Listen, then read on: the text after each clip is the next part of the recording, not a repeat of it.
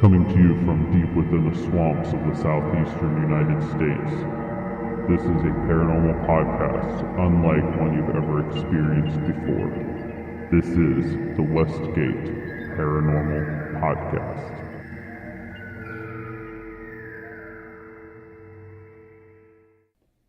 Hello, everybody, and welcome to another podcast of the Westgate Paranormal Podcast. Today is Tuesday, August 14th, 2018. And what are we talking about today? Today we're going to start doing urban legends type thing. We're going to kind of do a part one because there's so many. But I'm the one that gets to headline this one because Amanda likes really fucked up stories. Yes. So... Not that I don't either. But... No, but, you know, I kind of live for this shit. So, yes. Basically we're going to break it up into, like, a few different parts as opposed to attempting to cover every single urban legend known to man. As we know, there are so many. Yeah. And if you don't hear something that you want us to cover that you're interested in but don't know a whole lot about, message us on our Facebook or our Instagram, and we'll do it in our part 2 or part 3 or, you know, however many people we have respond. We'll do as many as you guys want. Yes. And these may or may not be sequential from week to week. It kind of all just depends. Yeah. Like, we're doing a part 1 now, but it all just kind of goes on, you know, what we're going to cover, what kind of questions we get before we do part 2, et cetera, et cetera. So, right. So what do you want to start out with then? So I want to start off with my favorite one, which is from when I was a kid. And I know you already know because I've said it like 15 times today that yes. I wanted to cover it, is Bloody Mary. Awesome. So Bloody Mary. I remember being a kid and being absolutely horrified by this. I don't know if guys did it, but I know every girl I knew at every slumber party, which I wasn't invited to a lot because I'm fucking weird, but like every girl did this at a slumber party. Yeah. So everybody knows you say her name 3 times in a mirror with a candle lit, and apparently with the legend, depending on which region of the United States you grew up in, depicts how she or what happens when you say that, which I didn't know that. Oh, I didn't know that either. I was completely unaware. That's why I like doing the investigative research end of this stuff. So depending, and it didn't go into like what region of the United States, it just gave a couple different things of what could happen.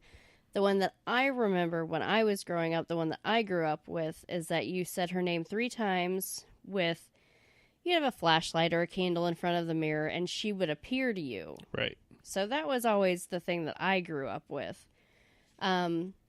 Apparently in other areas, the mirror will bleed if you say her name 3 times, or your hair will turn white, or you die 3 days after you see her. There's a lot of, like, fucked up, like, apparently depending on which region you live in is how fucked up the story is. Which is what makes it great as an urban legend, showing right. the evolution from different parts of the country and stuff. Right. So I would imagine in Indiana, that's where you die immediately after seeing her, because everything in Indiana is super fucked up, and I will get back to Indiana at the end of the show because it is my favorite story that I looked up today. Oh, okay. And I had never even heard about it. And you hadn't either, and you grew up in Indiana. Yeah, well, I was there as a kid. Yeah. I was born there. Okay, so back to Bloody Mary. Yeah. So the initial thing when looking it up is I wanted to find out where the whole Bloody Mary thing originated from. And there's 3 definite people they think that it's based on. Uh-huh. And a 4th one, trying to remember, because I didn't write it down. Nope. Shit, it's gone. Okay, anyway. So, the 3 people that it's based on is obviously Elizabeth Bathory, who they called the Queen of Blood. They called her Bloody Mary. So obviously number one is probably the most ideal one to go with. Your second one is Mary Tudor. She was known best for killing a shitload of Protestants. Right. And so that was the whole thing. With Elizabeth Bathory, she's the one that's shown a lot of times bathing in blood to stay young. She killed hundreds of people. Yeah. Let me see. And then the last one, just to kind of touch on it a little bit, is Mary Worth, who is one of the witches that was killed in Salem. Right. So with that, those are your three people. And they can't, obviously, because some of them were a lot further away, in time. Right. And they, they don't have any historical things leading to that. But from what I can tell, the urban legend that is Bloody Mary started in the 1970s. Really? Yeah. Oh. Yeah. I figured it would have gone back a lot farther. That is what I was really surprised because by. I honestly always thought that, like, Bloody Mary was in some way based on one of those historical figures that you mentioned, and this was like a method of summoning her that usually turns out to be bad to the people who summon her. You know what I mean? So, and that's kind of like, I feel like most people probably feel like the whole Bloody Mary urban legend thing started a long time ago because growing up in history class, most people learn about all of these bloody, quote-unquote, Bloody Marys. So the term or the name or nickname or whatever, Bloody Mary, has been around all of us for so long, because it was actually stated in history books that Elizabeth Bathory was called Bloody Mary. Right. So I think that that's why people think that urban legend has been around for a lot longer than it actually has. That's crazy. And to me, it's always fascinated me the most as a kid with urban legends and even jokes. Like, somewhere, somebody, an individual started this, and then next thing you know, like, every little town and city in the country have it as a legend or know it as a joke or whatever, It kind of goes to like the meme I shared the other day about the guy tranquilizing alligators and having sex with them in Florida. So that's a fake story, just so everybody knows. But I guarantee there is some guy in Podunk, Florida that is tranquilizing alligators and probably having sex with them. I'm just saying, because it probably came from somewhere. Yeah, we've all heard the stories of the man who was caught, having sex with a cow on somebody's farm or a sheep or something like that, whether it's real or not, coming back from the strip club, and, they were just there, so. Exactly. And that's been going on my whole life, hearing those sort of stories. Right. And that's an urban legend all of its own, but it's not paranormal, it's just twisted and Once again, I guarantee there's somewhere in farm country somebody is having sex with a cow. I'm sure of it. Unfortunately, but I'm sure of it. So that kind of, they didn't really go into a whole lot of detail about the definitive origins, aside from they believe as far back as they've been able to trace the urban legend of Bloody Mary to 1970. So that is so weird. Yeah, I thought that it would have been like from the 1900s at least. And was there any reason for it, like why people do it, other than just like a party game to see if you'll die or not? That's exactly it. It's a party game. So, yeah. It always reminds me. Well, it reminds me of a couple things, but with American Dad and his wife and Candyman, it's sort of like when I saw Candyman come out. To me, that was like an adaptation of Bloody Mary. Absolutely, and that's he's an adaptation of a few other things, but we'll cover him in another urban legends, because like he actually is he's part of something that I'm into personally. Okay. So we'll cover that on another we'll keep your interest peaked. Okay. So that was kind of it with Bloody Mary, which I find strange. I figured it would have had a whole lot more to it, but it doesn't. Yeah, very strange. So if you ever see any movies with like kids in like the early 1900s doing Bloody Mary, call bullshit. Turn into comic book guy and tell everybody, no, Amanda specifically, let me know. Worst episode ever. Exactly. And you just flat out call them liars. So hopefully Michael Keaton is never in a movie. I wonder if it would if it can be transferred. You can Michael Keaton. Ooh. Okay. Anyway. So there's my Michael Keaton for the episode. Okay. All right. Hashtag Michael Keaton. So if you're listening. Exactly. So don't show up in our bathroom late at night. Or whatever you want to do. It doesn't matter to me. One of the ones that you had me look up is Ghostlight Road. Right. So, Ghostlight Road there are literally hundreds of them.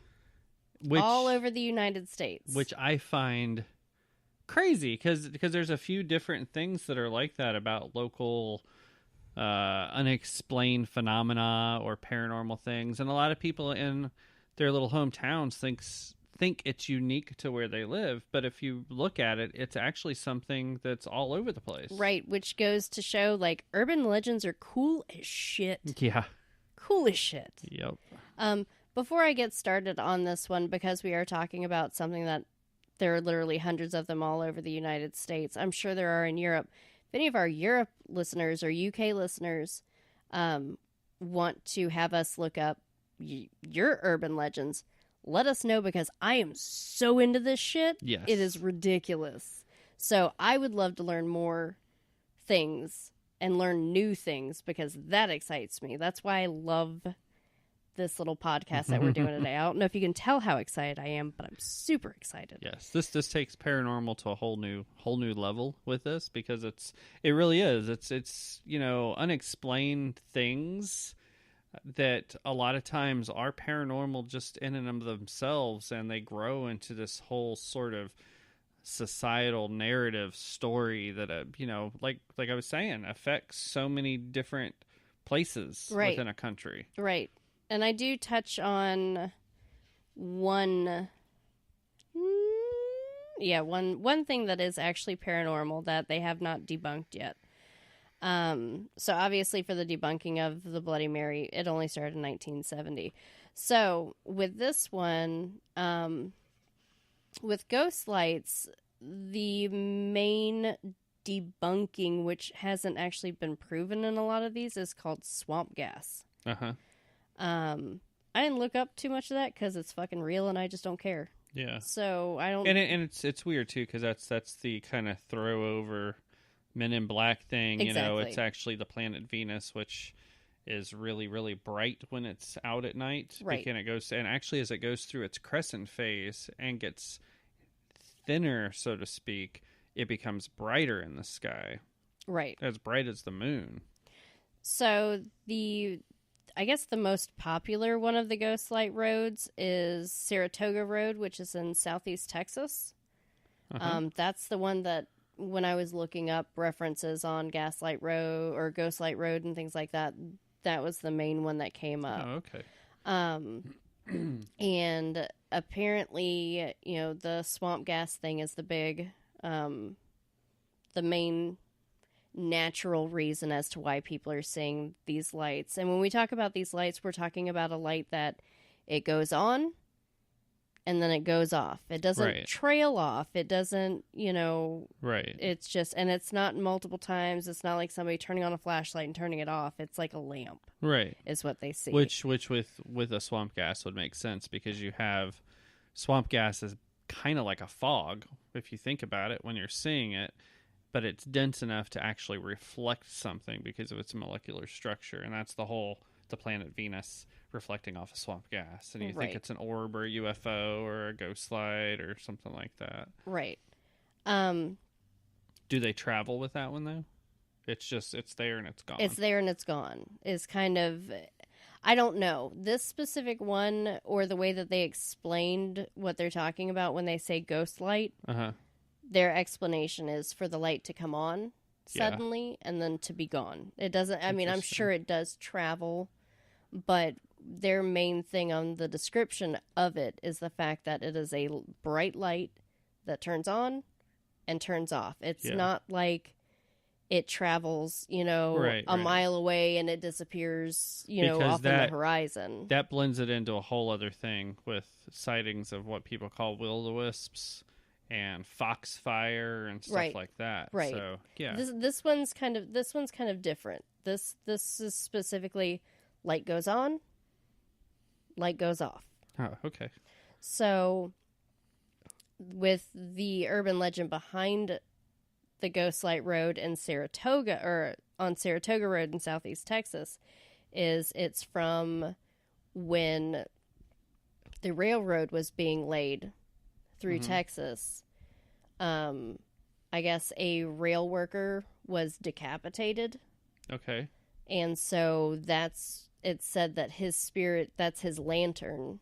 Oh, okay. That you see. But that's not the only place that exact same story is. They have the exact same story in Paulding Light, Michigan, and also in Mako, North Carolina. So, and it is the exact same railroad getting decapitated. Interesting. Holding a lantern. See, and our local one here in Northeast Florida is kind of different than that, but it is also the same story that I have seen from other states. Sort of how your railroad story is multiplied in different locations. Right. This particular one locally, it was like that too. The area where we used to have Ghost Light Road is no longer capable, I guess you can say, of having the ghost light because it's so built up now. But when I was a kid, Ghost Light Road was over sort of in the Julington Creek, Mandarin area, and you would actually drive down the road and you would see a light behind you that would appear to get closer and closer and closer to you as you were driving. It would suddenly disappear and then would reappear in front of the car and trail off in front of you. And the story was a motorcyclist that had been killed down that remember road. that story. Yeah, and now. it's been in like Haunted America Places Yeah. books and all sorts of stuff. It was just known as Ghost Light Road. But that same story is in other cities also, and usually country roads. It's kind of like what I was saying, going back to the Bloody Mary. Like, it depends on where you're at, what region depicts how the story's told to you. So it's kind of like the Ghost Light Road. I mean, I feel like you could really say that about any, like, really creepy country road, especially in Texas. Both Yeah. you and I have lived in Texas. Oh, yeah. And those roads out there are so desolate. And there's so many burrowing ground owls at night in some of those country roads. I know outside of Tyler, Frankston area, there was this one road that was a dirt road that I used to drive down at night, and it had like an archway of trees covering the entire road. And you had to be careful as you drove because you would see sometimes just one eye, depending on if they were kind of turned sideways. But usually you would see two glowing eyes standing in the road. And then as you got closer, they would kind of shoot up and shoot off to the side. And they were ground owls or burrowing owls. And they were always out there in the middle of those dirt roads at night. And their eyes glowed so bright from your headlights. And it was actually pretty creepy. But they're just tiny little owls. And they're out there looking for mice running in the road. Now I've got Dead Milkman stuck in my head. Thank you. That's all I've been sitting here thinking the whole entire time. Okay. Sorry. Excuse me. So that, I wonder if some of those ghost lights actually pertain to like the ghost hitchhikers and stuff like that too. Then, if somehow they kind of come together in a way, I would guarantee it. So there wasn't a whole lot on. Well, there is a whole lot on that stuff, but it's literally like a regional thing, like we just talked about. So I'm sure everybody in every state probably has a ghost light urban legend. right? I would be willing to bet. Yeah. So the next one up on our thing is this is your shit. This is your jam, because this is even too creepy for me. Slender Man. Oh, Slender Man. I don't know what my obsession is with Slender Man, and it really, and I believe now, a strange sort of concoction around him. There was a guy, an author, who actually wrote a book about the whole history of it and how it has evolved. And off the top of my head, I do not remember his name, but he did write an entire book about this whole thing. Do you know when Slender Man started? It was very recent because it was kind of an offshoot of the creepypasta thing with an online story, and it was 2009. Yeah, it was a contest on who could write the creepiest story. Right. And to me, this is our modern day invention of like the perfect urban legend. Yeah. And it has spawned such a following in so many different ways with short films, movies, fan films, fan fiction, video games, and actual murders. Well, yeah, and we'll get to that. But I think it actually probably inspired those creepy-ass clowns that were hiding out in the damn woods a few years ago. You remember that? The clowns in the woods and the cemeteries and all that sort of thing. Ugh. And I kind of wonder about some of that, if that didn't just start as like a legend and people are like, oh, we're going to go out and do that. Because there has even been people that go up and dress as Slender Man and stand like on the side of the streets just to scare people. I will run you over. I swear to God, I will not think twice. That is out of control. Yeah. There is no reason to make someone shit their pants in their car when they're driving. That's just wrong. Right. I agree. But this one has evolved to such an awesome extent because people have actually taken historic photos and photoshopped in pictures of Slender Man off in the distance watching the children and stuff like that in parks, and family photos and just weird. I've done my own art with Slender Man in the woods because I don't know why. I really don't know why, but it's something that, like, when I first heard about it and saw it, it brought back something that I always try to reconnect with, and that is that childhood fear that I just can never seem, like, as a kid. Well, it's adulthood fear for me. As a kid, like, I was terrified of things that I saw in the dark because I saw the, red-eyed shadow figures and stuff like that, heard voices. Not because I'm schizophrenic, mind you. But it scared the hell out of me. And that's what got me into the paranormal world, period, was just all that stuff that scared me. But then as I grew older, it's like you watch horror movies, you try to put yourself in a position to where you feel that again. And it's like, I can never recapture that. So when I saw Slender Man, when I heard the story of Slender Man, I'm like, holy crap, man. This is awesome. Yeah, I can agree with that because, like, I noticed as I got older, especially with horror movies, I'm no longer the scared teenager watching it because it's killing teenagers. I'm now agreeing with the killer for killing those teenagers for what they're doing. Yeah. So, I think it just kind of Get flips. off my lawn. Exactly. Yeah. Exactly. So, but it has to, before we escape this, as you really can't escape Slender Man. We all know that. Before we get out of the topic of Slender Man, the author who wrote that book about it, who I totally apologize, cannot off the top of my head think of the name and should have looked it up. And I've heard some interviews with him. He's done, I want to say, over 40 different books on different topics, but one of them specifically focused on Slender Man.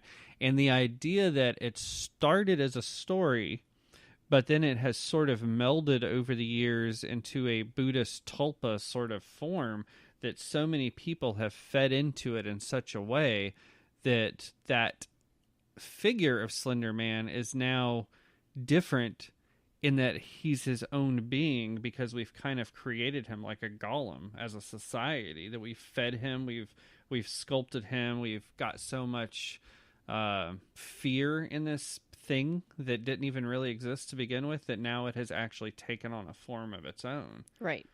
So, and like the little girls, right, who which tried to, like, with the murder of their friends, saying it was Slender Man. That was in 2014.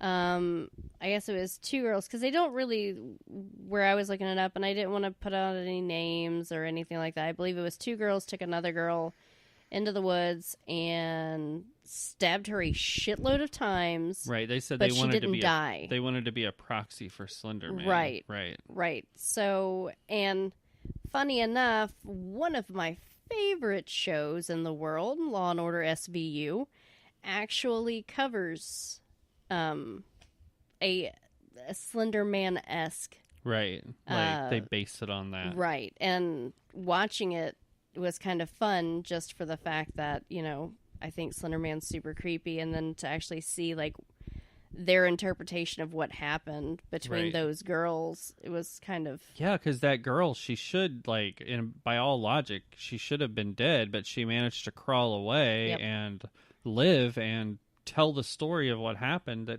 and it got these other girls who committed this crime actually arrested for it. I think the other reason your obsession with Slender Man keeps going is because it was kind of taken from H.P. Lovecraft. With the whole tentacle thing, mm-hmm. Yeah. So that's the other thing. I mean, Slender Man has been kind of around even before Slender Man was a thing. Buffy the Vampire Slayer did an episode. I can't remember the name of the episode, but it was with the tall, bald, white men. They didn't speak. Oh, yeah. And there was no music through the whole entire episode. I won't say what happens in that episode in case, you're catching up on Buffy 20 years later. Right. In case you've never seen an episode of Buffy. But they do cover a Slender Man-esque type figure, and I have to say that specific episode was not only the most heart-wrenching episode, but it was also the scariest in my opinion, because when you do a movie or a show where you don't have music to make the watcher or whoever feel the way that they're supposed to feel, they actually legitimately feel those emotions. And that's the first episode or first time I ever remember something truly giving me the creeps because of the fact that it was my emotion watching the show. No, I agree. They're not leading you in any way with the soundtrack or anything. No, you either feel it or you don't. Right. So it's kind of like Faces of Death when you see something happening and you think it should be this somber, grotesque thing, and they're playing like this happy music. Like I've never watched that stuff. I won't watch that. Well, if you ever have, or if you do, pay attention to the music they play in some of the scenes that you're like, this is completely inappropriate music. Why are they playing this? It's kind of like Ravenous, the movie where it's the cannibal movie and they play banjo music through the whole entire thing. That is one of my favorite movies. If you've never seen Ravenous, look it up. Watch it. It's amazing. But we're going to be doing a horror movie episode at some point. Well, I just got really excited. Okay, so do you have anything else to add about Slender Man? Because I figured I would let you kind of run wild with him if you wanted to. I mean, it's just that whole idea that for whatever reason, he seems to prey on children, like abductions, like never to be seen again type thing. And more often than not, it always usually seem to center around sightings like on the edges of the woods or something where trees abut up to an area. And the whole thing is, if you look at him and you actually see him, it's too late. He's already got you. That's why I don't go camping. And he's this abnormally tall person, basically a humanoid, a very, very tall person that has a featureless white face, no hair, and he's almost always depicted as being in just a regular black dress suit with a tie. And he has also extremely abnormally long arms and fingers. And in some of the depictions and some of the stories, he evolved to actually have these set of tentacles that came out of his back and could reach out and grab people and stuff like that. But normally if you see him, it's just, he looks like, an 8 or 9 foot tall man with just a white head and no face and arms that reach down to his knees with these really long fingers, pretty much. So it evokes a lot of things. You've got the faceless man that's in a lot of cultures, especially Polynesian cultures. You've got, somebody who's of abnormal height and extra long arms and fingers. So that alone creeps people out usually, because you also kind of bring that in with a lot of depictions of how like aliens are, even though they're not depicted as being tall, they're usually depicted as short, but they have abnormally long arms and fingers and stuff. And that's a very tactile thing, obviously fingers, that for whatever reason, that is a creepy aspect in a lot of different stories with witches, with Dracula, all sorts of things. Yeah, I never even thought about that. And also, that's something completely off topic. With lucid dreaming, one of the things, like if you're a lucid dream is where you're actually dreaming and you're aware that you're dreaming, so you can control what happens in the dream. one of the things that I learned when I was younger, and I had a lot of lucid dreams when I was young, was that it's almost impossible to look at your hands in a dream. If you look at your hands in a dream, they always contort or they don't look right. You can't read in your dream either. Right. And I've tried doing that, and it's too. really hard. But that was one of the trigger things for me. Like if I saw someplace familiar in real life, but something was different, then to me that would say, oh, it's different because it's not real. It's a dream. And at that point I knew I was dreaming. Or I would try to look at my hands in like a scary dream. And if my hands either blurred or contorted or anything like that, I always knew something wasn't right and I was dreaming. But yeah, it's a weird thing. I don't know why hands are like that. It's like faces. Yeah. You know? And that's, you know, him not having a face is another part of that. But that's how we really seem to identify with people more than anything else, are their faces, their expressions, and their hands more than anything else. And I don't know why it is like that, but before we get off of this, because with dreams, did you know every person that you see in your dream you have seen before in real life, whether it's on TV or walking down the street, literally every face is because whether you've consciously or subconsciously acknowledged that person, that's how you get those faces in your dreams. Interesting. It's a very Jungian thing to say. I have had dreams where it has become a lucid dream. There was one that really sticks out that I had when I was younger, and I was walking in this city, and I knew I was in a dream, and there was this girl that was standing on the street corner, and she was just crying. And for whatever reason, I was like, that's really odd. Why is this girl standing there crying like that? So I walked up to her, and she was crying, and I'm like, you realize this is a dream, right? And she, like, we had this whole conversation about, oh, I'm dreaming too? And I'm like, yeah, we just must be in each other's same plane of existence or astral realm in a dream. And that was what kind of got her to stop crying, because she realized that she wasn't in this strange city lost and there was no one else around her, but she was actually just dreaming. And it was the most bizarre thing to me, because it was a lucid dream to me. And it was like, to me, I was like, I don't know you, but for whatever reason, we're in the same dream together. We're in the same place. And we both could like have a conversation about it. So Crazy. Anyway, yeah. So back on topic. Yeah. The next one I honestly don't have a whole lot of knowledge about because I was an adult when it came around, is Charlie Charlie. Apparently that started here in the United States probably about 2015. But it has been around in the Mexican culture for a long time, and in the Mexican culture it's called paper and pencil game. Right. And I guess just from, because I still don't know shit about this Charlie Charlie thing. I don't know where this demon crap comes from. Maybe you can help me out. But with pencil and paper game, it sounds like it's more of like a pendulum right type thing, and yes or no questions and things like that, and depending on how the pencil turns is right, a yes or no. You have a pencil sitting perpendicular on top of another pencil to make a cross, and if it spins one way it's yes, if it spins the other way it's no. So that's the difference between our version and theirs, I guess, because they balance it on their finger. Right. And I've also heard like the whole, like you were saying, like the demon connection, is that in a lot of those cultures that actually has ties, not demonically to them, but it has ties to Santísima Muerte or Santa Muerte. So, and that's where like a lot of those connections come from. Funny thing that you're bringing that up and the demon thing is because there was actually I don't know if she was like a speaker from Mexico or what, like whatever their political stuff. I don't know. Yeah. But anyway, apparently a really important female Mexican ambassador of some type was like, if y'all honestly think that we have demons named Charlie in Mexico, you're out of your mind. She said something like Charlie is that is an American thing. So once it got here and we started doing it, we start perverting that shit.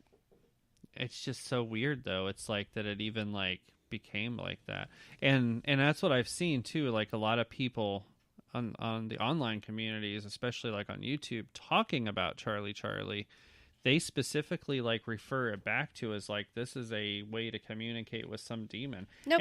And some people have even like connected it to the whole Zozo demon and stuff too. False. With the I mean, I'm sure we do, but from the culture where it comes from, it was really just a game. Yeah, absolutely under no circumstance.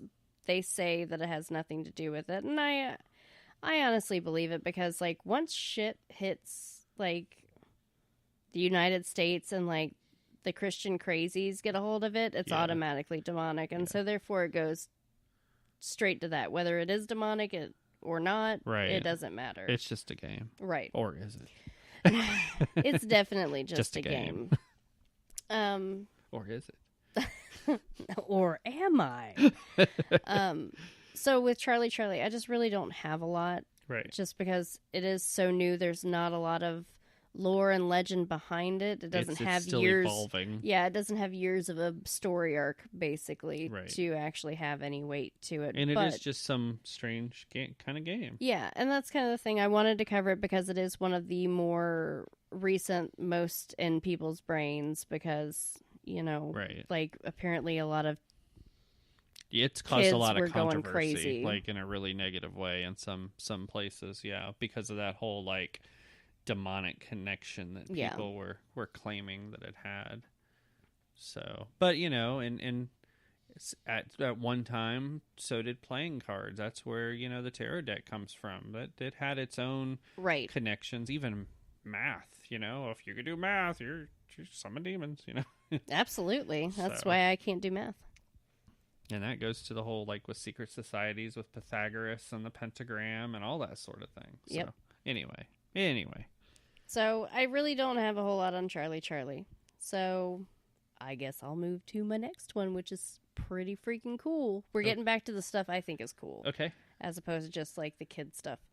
The next one I'm going to cover is The Curse of Lake Lanier, which is right above Atlanta. Okay. It is a man-made lake. When the Army Corps came in, they displaced lots of families.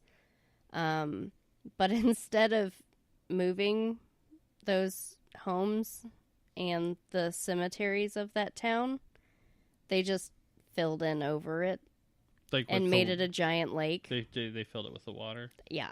Yeah. There what was it? Lake Mead that was like that too, I think. So let's see. See, this is why I don't do math, because I'm sitting here counting on my friggin' fingers trying to figure out what 30 years is from 1958. So in 1998, that would be 40 years. See? I do not summon demons. Yeah. So in 1988, don't speak dead languages. I guess some scuba divers or a recovery team went down to the bottom of the lake, and they found a woman that had been missing since 1958, still in her car. Wow.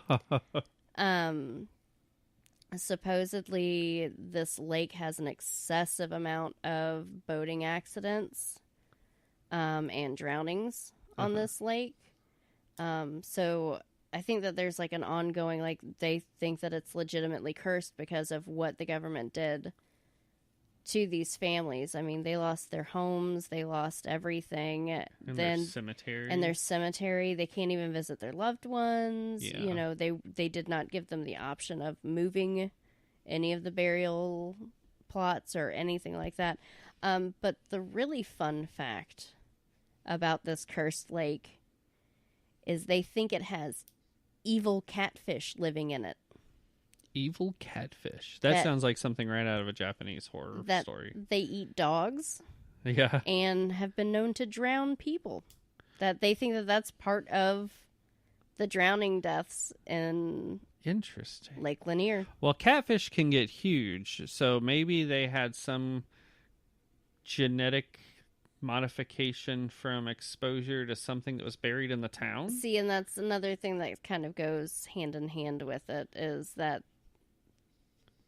I don't know if they feel like there's like some type of weird radioactivity there, or I mean, obviously they don't, because they allow boating and swimming in it. Maybe that's why the government covered up the town. Well, but then they shouldn't let people go swimming. Now we're getting into conspiracy theories and that's a whole nother show. But I thought that was pretty fucked up and pretty, at least the evil catfish shit is pretty interesting to me. I find like when people say that an animal is evil, or that there's like dead evil catfish killing people, I'm game. We're gonna have to get the river monster guy down there and see if he can find one of them. Because there was a story that was like that in off the Amazon, I want to say, and they believed that these fish were out there and they were some sort of monster actually eating people. Yes, and it ended up being just a really large toothed fish. Right. So there was some truth to it. A little bit. My last one, and then I guess maybe we can babble for a little while, is the one that I was really excited about, the one in Indiana. And this actually goes closer back as opposed to the urban legends. It goes more toward the paranormal side of urban legends. Okay. Because they have it's Diana of the Dunes, and this is in Indiana. It's right up on, it's literally Lake Michigan, right there.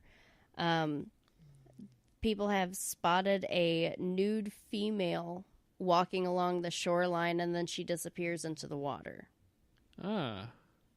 So when I dug into this, just because I thought I like stuff like this, I think that this is cool. Supposedly the female ghost that people see, her name is actually Alice Mabel Gray. She was a real person. Oh, cool. She lived late 1800s. She ended up dying in 1925. But she was an extremely smart woman. She had multiple degrees, but gave up literally everything to live in a shack on the lake, like completely reclusive. Oh, okay.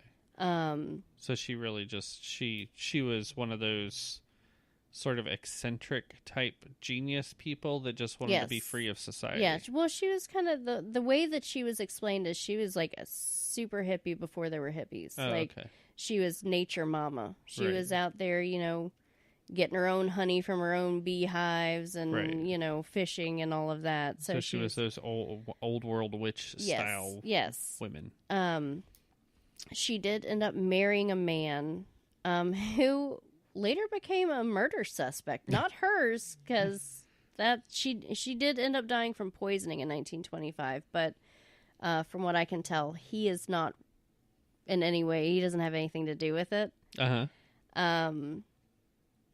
But yeah, so apparently in like the early 1915 and stuff like that, apparently she actually used to go out to the water and skinny dip in front of the fishermen and everything, broad daylight. Wow. So that's why I think that this one's kind of neat, because I think that there's probably like maybe a residual haunting of the lake, or maybe her spirit just obviously loved that place and didn't want to leave. I mean, they have not disproven any of this story at all, and that it has actually been cited by multiple people. So it's actually tracking back to a historical You can actually look up pictures of her. She was gorgeous. So it does. It sounds residual. Yeah. Like maybe they're seeing what she did in life that she loved so much, and that's which was getting naked and going swimming, which doesn't sound half bad. I don't know about Lake Michigan though. No, I would probably go closer to the Gulf of Mexico for that. Yeah, absolutely. Freeze. So that was my little bit for urban legends, like the part 1. Okay, I'm going to add to that because you brought up her in Indiana. On the cover of my book, Communicating with the Dead, I have a picture of we called it the Haunted Bridge, and it's right on the edge of Danville, Indiana, which is west central Indiana. And some people call it the Avon Bridge. There is actually an Avon Bridge further down that looks similar to it, but it's much bigger. This bridge is a really old, really tall concrete bridge. And there's all kinds of legends about just that bridge by itself, that somebody, when they were pouring the concrete, got stuck down in the form, and so his body is inside the bridge. That is a legend about that particular bridge, but it is also a legend about lots of haunted bridges. I was about to say, there's a lot of like haunted bridges and a lot of haunted buildings right. that like people accidentally got poured into the concrete. Exactly. And I've heard a few different versions of it, but that and the Mob did it all the time. Yeah, that's true. Jimmy Hoffa. And Sleeping with the Fishes with the concrete shoes. Yep. And so the other, this is another interesting part of it, though, because this is another legend that goes along with that one particular haunted bridge that growing up, well, as a kid, I used to hear it all the time, and anytime we were in that area, we would drive out there at night. But I have also later heard it about many other similar bridges, just like the concrete guy. That particular one, apparently there was a train that was going over the bridge, and this bridge is still used by the railroad to this day, even though it looks like it's going to fall apart. That there was a train that was going over it, and a woman either dropped her baby out the train window or threw her baby out the train window. Either are acceptable. and then realizing what had happened, she jumped out of the train window herself. Not acceptable. After the baby. And then there's also just the fact that there was a story of a woman who jumped off the bridge. There's a smaller iron bridge that's right next to it that's down, on the actual road section, but it's been abandoned as far as my whole life that I can remember. But it's still there that you can walk across, and they've diverted the road to actually, the main road itself now goes underneath the train trestle bridge, the haunted bridge. So that's another one that a lot of local people have reported going out there late at night and thinking they see a woman jumping off the bridge, or hearing a woman screaming and then look up and see the image of her coming down off the bridge, and they think it's a real woman. It's a full-on apparition. And growing up, I heard this from lots of people. And as a kid, I believe it was, my biological father worked with the police department. And I want to say my mom, when she told me the story when I was really young, was actually either working at the police department as a dispatcher, or she was friends with someone that was a dispatcher. And they said that they got calls about that people would call the police saying they just reported seeing a woman jump off the bridge. That was like you at St. Augustine. Right. Yeah. Yeah, with the judge and all that in the cemetery. Is that the one you're talking about? No, I'm talking about the fort the other day when the police got called out to the fort. Oh, yeah. I was taking a tour, a group on tour at night on my ghost hunts in St. Augustine, and we were going to the Castillo de San Marcos, the old Spanish fort built in the late 1600s. And when I was approaching it, that whole eastern side of the fort, which faces the bay, was actually cordoned off, and the police were there because somebody had reported seeing a man walking around on the top of the wall of the fort with a light, and so they were searching for it. And that is something that people see all the time. Like, it's a residual haunt. Right. Sometimes they just see the figure walking around the top, sometimes a figure with a light. And sometimes people have actually reported seeing both Spanish and British dressed soldiers walking around up there. Right. Because that wall is not very high from that top floor in the fort. But there's no way in or out of the fort at night when the National Park Service closes down the main gate at the drawbridge. That's the only way in. And those walls are 30 feet tall and nasty, rough coquina that would rip your skin off if you tried to climb it. So speaking of local urban legends, why don't you tell everybody about the Orange Blossom Room? Yes. This is kind of an interesting thing with just the Castillo de San Marcos, that there is a room in the fort. And this was also researched and covered by an author named James Caskey, who wrote a book about the stories and the legends of St. Augustine, as well as several other southern cities like Savannah and New Orleans and stuff. Anyway, the local legend that pretty much every ghost tour tells, and even tours within the fort have been told this, that there's a room built in the wall in the Castillo de San Marco fort called the Powder Room, and it's an arched roof room, and it has a entrance that's basically about knee high and a couple feet wide, so you kind of have to get down on your hands and knees almost to crawl into it. They say in their legend that during the Spanish time of the fort being ruled, there was a colonel that was at the fort with his wife Dolores, and a captain had been sent to be on duty there from Cuba, I believe, and the colonel discovered that his wife and this new captain were having an affair, so he had his private group of soldiers arrest both of them, take them into the powder room, shackle them to the wall standing up facing each other, and then they bricked it over. And it wasn't till about 40 years later that the British, I believe, when they were there, were moving a cannon around and broke through a little section up on the top floor and uncovered basically that there was a hidden room. And some people say they were actually going and knocking on the walls to see how structural areas were, and they found a hollow spot. So there's a couple stories to it. So when they basically broke open the bricked over entrance, the scent of orange blossoms came wafting out, and they discovered the skeletons of the colonel's wife Dolores and the captain still shackled inside of there. And everybody knew it was Dolores because the soldiers in town always spoke of knowing when the colonel and his wife was coming, because they could always smell orange blossoms, because she bathed in orange blossoms and made perfumes out of it. Right. So that's the legend that everybody tells about the powder room. What is the truth? But the truth is the powder room was built into the fort in the wall when the Spanish were building the fort for the purpose of storing gunpowder.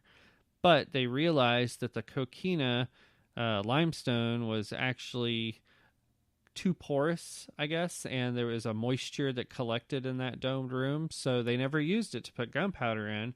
But they actually, down on Cordova Street, built a giant domed building called the Powder House, which is now where the Powder House Inn sits, because that's the name of the original location. Because that's what you do when you have no imagination. Right. And so what they ended up using the powder room in the fort for was when they slaughtered cattle and stuff like that. It was basically a waste room. They would throw, scraps and bone and stuff in there. And when the British came to St. Augustine in 1702, they stayed about 4 months out in Matanzas Bay, bombarding the fort day and night with cannonballs. And after those 4 months, they realized they were doing no good except just wasting cannonballs and their time out there. So they actually came up on land. And when they did that, there were 2 Spanish soldiers up on the top of the fort with a cannon that they intentionally overloaded the gunpowder in the cannon in order to take out as many foot soldiers as they could, the British foot soldiers. But the first time they fired it, the cannon actually exploded, and it blew off the arm of one of the soldiers and the leg of another soldier, and those body parts were actually thrown in the powder room with the other animal waste bones. And then when the Spanish finally left during that time that St. Augustine was ceded over to the British, in 1763, they actually bricked up the room. So when the British did actually discover the room, it had bones, and it had human bones in it, but it didn't have the skeleton of the wife of the colonel and the captain and all that. That was actually a story that was apparently made up in the mid-1960s by a park ranger or a Dawson tour guide or something like that. Right. As far as I know, it was a park ranger. And the story just kind of melded itself into local culture, and it's still told to this day as if it's, the truth. He even went so far as to say, they did have mannequins in there to make it look like a torture room, and that when the mannequins were removed, it left sort of a shadow area on the wall. And so this park ranger and other tour guides inside would tell people, from day to day, these shadows move back and forth across the wall. They're never in the same place. But we know historically now that story was completely made up. Bunch of bullshit. And it's become truth in the local culture. That's why I love urban legends. Yep, and it's a cool story. It's got romance, it's got murder, it's got sabotage. So it's got a little bit of everything. Yeah, sure does. Spicy. I like them spicy. So yeah, so there's a lot of those, and with a lot more information coming around, in our modern area, it's a lot easier to research a lot more urban legends. Yeah. And it's really fascinating to find where a lot of them came from. And that's another thing, speaking of ghost tours, too, within St. Augustine in Florida. Ryan Dunn of Afterlife Tours in Savannah he's been down in St. Augustine quite a bit recently, researching a lot of these local stories of the local haunts that the ghost tours go on, and finding the actual historical evidence and whether or not these stories have a basis in fact, or if they were just made up completely, and right, and all that. And the thing is that we're not negating the fact that St. Augustine is super haunted, because it's really fucking creepy and it's really haunted. But the thing is that it's nice to know what things are fact and what's fiction, and that's why I like Ryan Dunn so much, is for the fact that he will flat out tell you that's a lie. Yeah. And he does it, on a scholarly basis, because he's personally researched it. He will actually get death certificates of people involved in, a particular building, and the actual newspaper clippings and property history and all that, and show you this is why, it's real or it's fake. Because there are some places, and him and I were talking about that, there's the Prince of Wales restaurant in St. Augustine on Kuna Street is a good example, that a lot of the stuff that happens there is locally told to be based on a woman who used to live there, who died in the 70s by falling down the stairs and not being discovered for days later, with her, rotting corpse behind the front door by the postman. When in reality, she did live there, but she died years after this story's told, and she actually died in the hospital. It wasn't even at the house.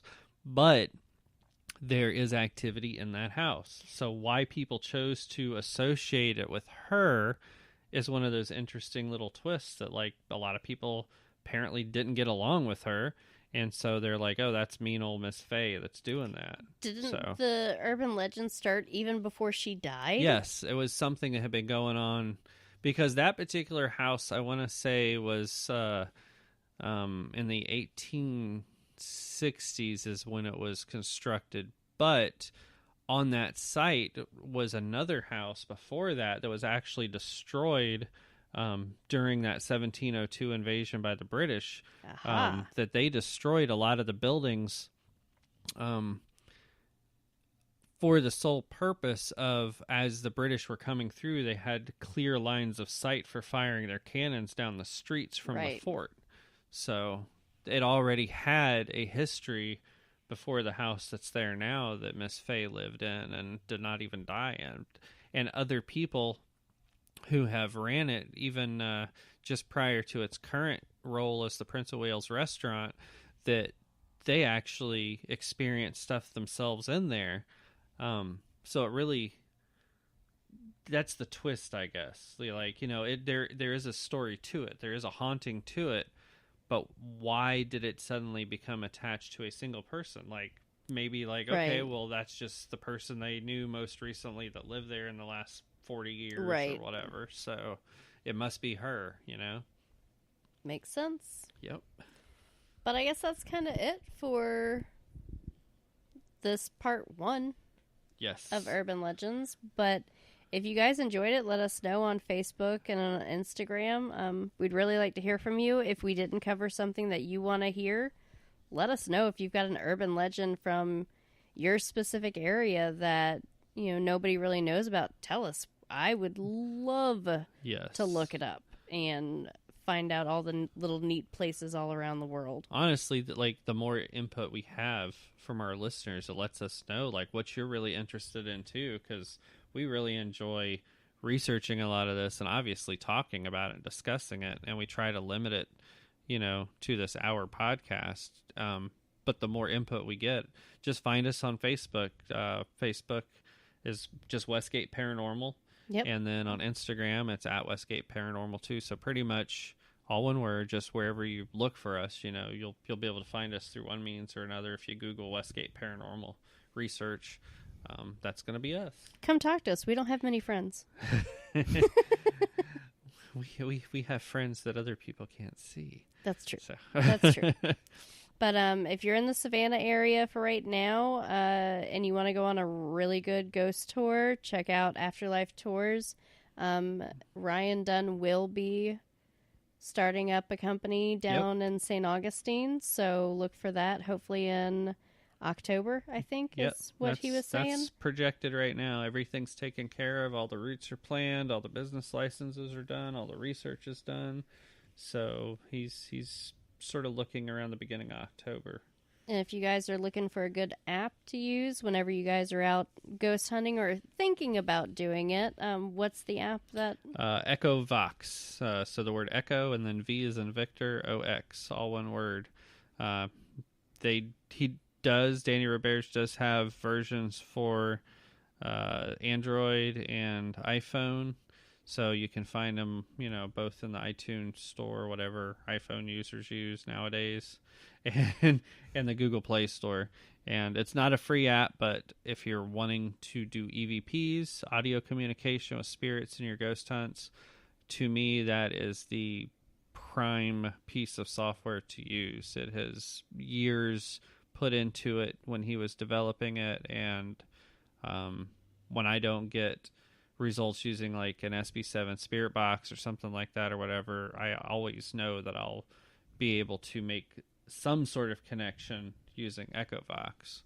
So it's worth looking into. Which you used it the other night at Scarlett O'Hara's, and right. I remember specifically stating to you, it's not doing anything. It's not making any noise. So, like, in my opinion, right. that proves the fact that it works. Yeah. It's so weird.